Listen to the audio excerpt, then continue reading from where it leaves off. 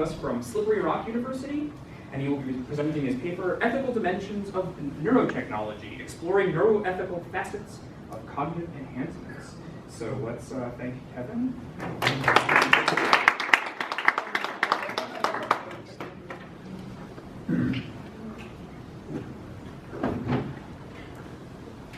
Well, my name is Frechette, as you just said. I'll be presenting my paper, and I'll just be pretty much reading it outright. So, it's the ethical dimensions of neurotechnology, exploring neuroethical facets of cognitive enhancements. So, this paper explores the philosophical and ethical implications of brain implants, focusing on neurotechnologies which enhance an individual's psychological or cognitive abilities. This is also known as neuroenhancement, which can be better defined as a means of advancing mental capacity to or beyond normal functional ability. This paper will focus on neuroenhancing brain implants, which are technological devices that are tailored to improve mental functions, as I said, beyond a normal capacity. These kinds of devices are in their infancy. However, the ethical implications need to be parsed out before such devices are widespread. This paper will focus on the implications and potential consequences of brain implants for non-therapeutic neuroenhancement purposes.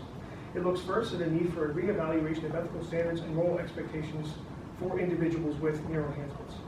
I then outline an ethical framework for individuals with enhancements, focusing on ways in which the nature of moral agency changes for individuals with enhanced abilities. Lastly, I will present scenarios in which the framework is applied to new moral problems presented by these technologies, and conclude by emphasizing the importance of clarifying these ethical standards and reimagining the responsibilities of moral agents before widespread implementation occurs with these technologies. So the reevaluation of moral status. Human agency comes from the function and ability of the brain. However, with the brain implant involved, the function and ability of the brain changes, and so the agency of that kind of brain must as well. This can be distinguished further by enacting a clear definition of enhanced and non-enhanced brains or people. I will define enhanced as follows.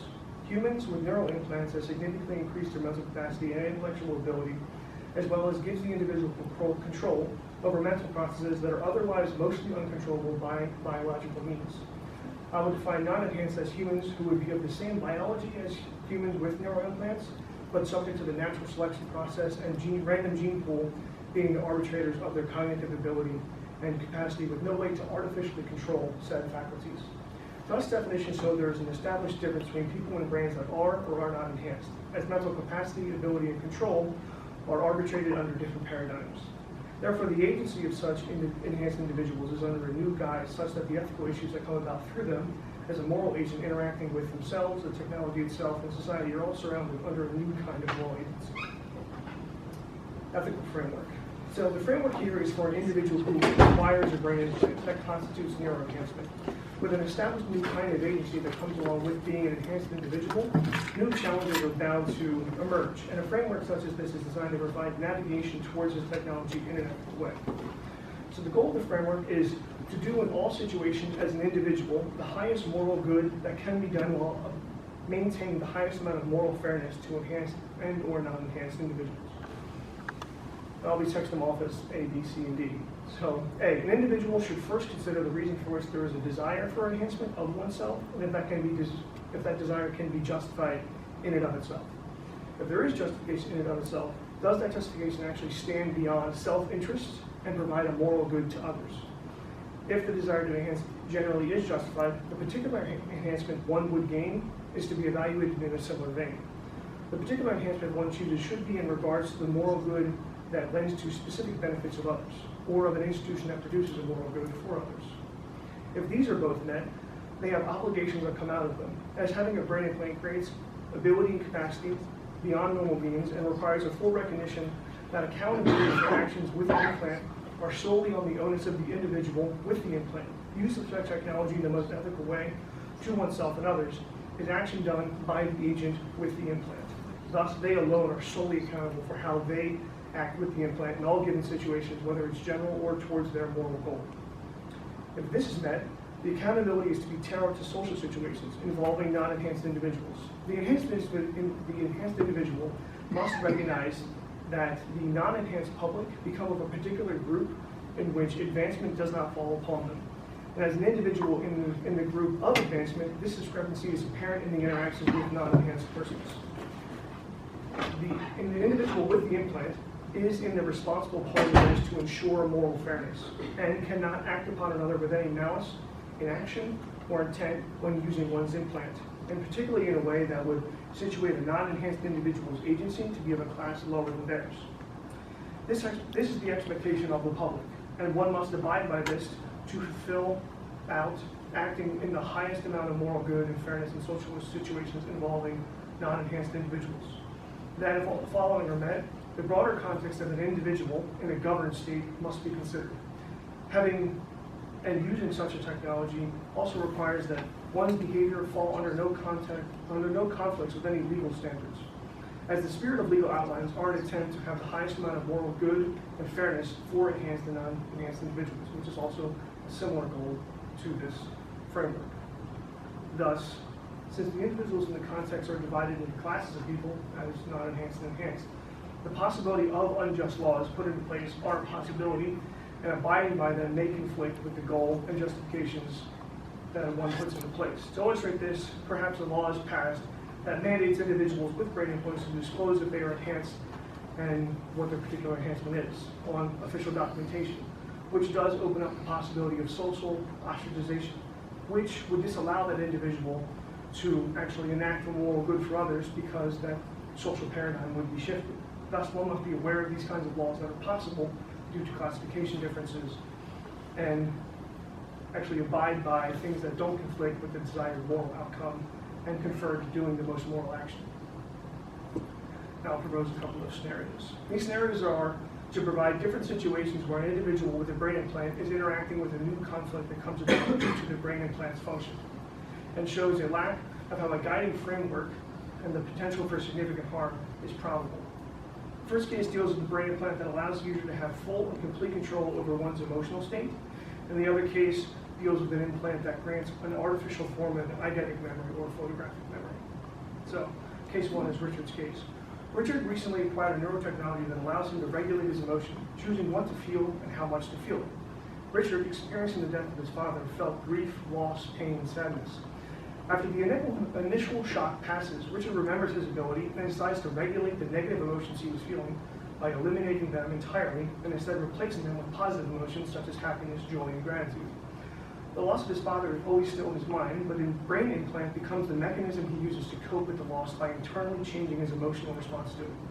His friends and family, seeing this, implore Richard to stop as they see him diverting himself from reality, as well as they find it difficult to be around him as the mood does not reflect the social situation he was in. Despite this, he continued to use his brain implant to avoid the psychological pain of his father's death, claiming that he had the choice whether or not to feel the emotions that come with the loss of a parent. Eventually, thinking enough time has passed, Richard stopped controlling his emotion and allows for the natural rhythm of them to go back into place. However, he becomes unable to accept his father's loss, and his brain associates such a high degree of positive emotions with his father's passing, and due to this, he becomes to spiral and starts to feel conflicted on actually how to process that emotional loss. The initial emotions Richard felt were provided by an inborn structure of evolution that were designed to provide a process in which stimuli can be handled in an appropriate fashion by the individual.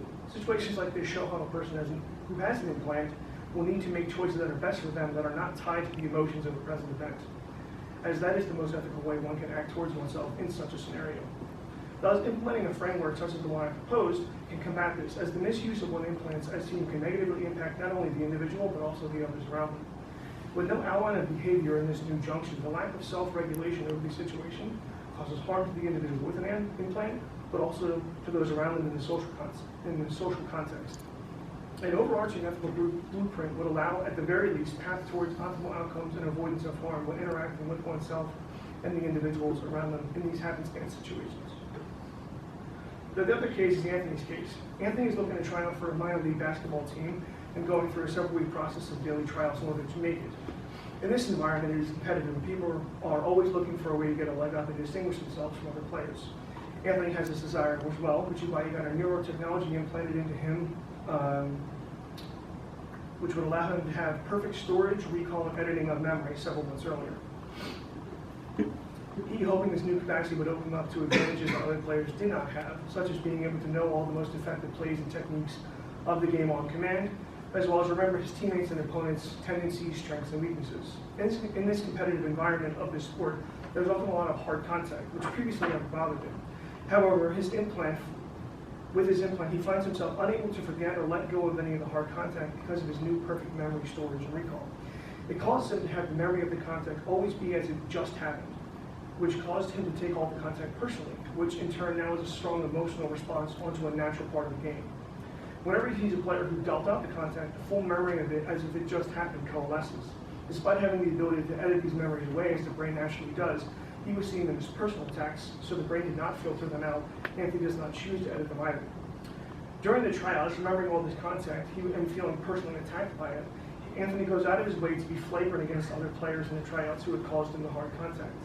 He intentionally hitting them harder than necessary during the regular course of the game and is eventually thrown out of the tryout due to this. His action is unproportional because what was natural contact during the course of the game, Anthony became unable to see it that way because he took revenge upon what he felt to be personal attacks. The brain's ability to filter, focus, and edit information is one of its primary functions, taking stimuli in situations and editing them down into the most necessary bits and pieces to be stored for long-term memory.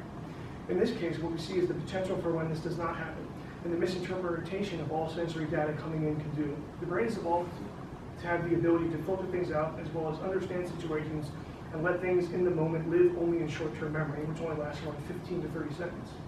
Yet Anthony not having this filter caused him to have an irrational response to the natural course of the game and put himself in a situation where his neurotechnology implant caused a disconnect in his interaction with other people. In this, his desire for his implant was of a nature that was in total self-interest and provided no moral good, as there was no self-regulation of potential behaviors that would mitigate the response that happened. Not only did the brain implant cause a cycle where the individual was in a state of misinterpretation, the lack of obligation and good intention left Anthony open to a negative response. Also, with misinterpreted or misunderstood information in social settings is seen as a failure of being in line with the expectations of the public. To be acting in such a way that the use of one's neurotechnology actually causes them to act unfairly upon another and cause harm. Thus, having the ability like this necessitates the need for the ability to actually have grounded facets of how to act most ethically in social situations and before widespread implementation. The potential of neuroenhancements is only just beginning to come about, and there are countless scenarios and possibilities considered before the public market is exposed to them. They have the potential to be polarizing in many different means of life, from individuals in academia, military, or even therapeutic or recreational settings. With this potential comes a wide variety of possibilities of illness in an infinite amount. Thus, analyzing the ways in which this technology can be implemented into society will allow for the potential to have preliminary concerns be actually considered and understood before widespread implementation happens.